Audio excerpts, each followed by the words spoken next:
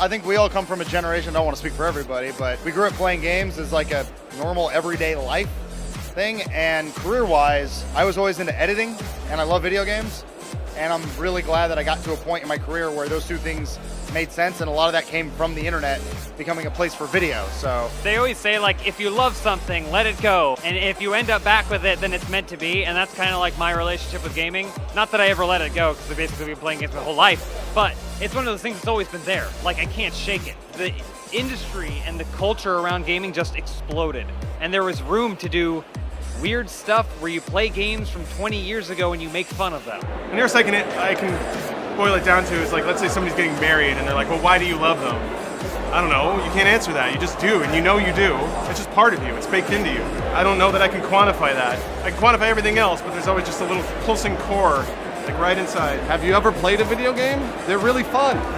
They're a lot of fun. When you find a game that is fun to play, and there is a game for everyone that is fun to play, you won't stop. The first video game that I remember getting hooked on and literally never wanting to ever stop was GoldenEye. I had friends over, I want to say it was 2 weeks, my parents were out of town on vacation, I had the house to myself, and they came over every single night and we played GoldenEye on the TV, screamed at each other. At the end of that, you remember, oh wait, I was having the most fun I've ever had in my entire life. For me, I think it was the original Super Mario Brothers, and I remember there was a specific moment. So I played Pitfall before that, and that was cool. And I remember playing Super Mario Brothers and thinking, okay, I got a good handle on this. And then I remember after beating that first level and you go to 1-2, and all of a sudden you're underground and it's got new music. And suddenly there's like this row of bricks above you, so you're in a cave. I wasn't expecting this, and now I'm in this totally other place. And then I remember thinking, if it can do this once, if I keep playing this, how many other places am I gonna go? That joy of discovery and of spontaneity, that's kind of what I've chased in games ever since. The oldest game that I remember playing is E.T.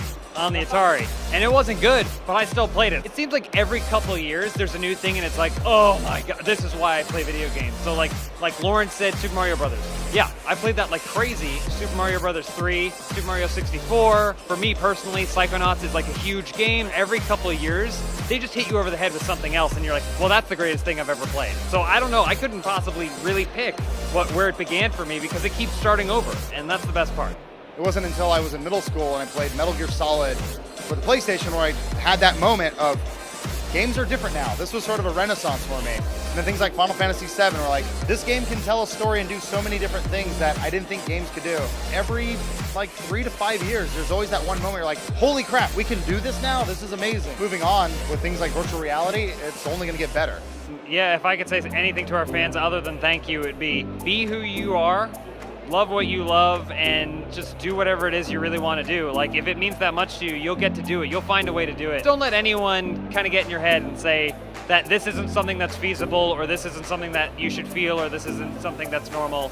It seems easy from your perspective to just watch a video for a little bit, maybe leave a comment, but to buy into that and to interact with us and tell us how you feel is amazing. A banker doesn't get told the good job they do every day. Somebody who bags groceries every day, they don't get anything. We do a job too, except we have all this, and that's incredible. So thank you for making what I do every day worthwhile. Thank you for just being so supportive. Honestly, we could not have done it without people actually watching our stuff, and very humbling. It's just amazing that we get to have jobs. This year, we're gonna be really busy with the fans, so I have one thing to say to them. We're coming for you. We're going to shake your hand. We're going to hug you.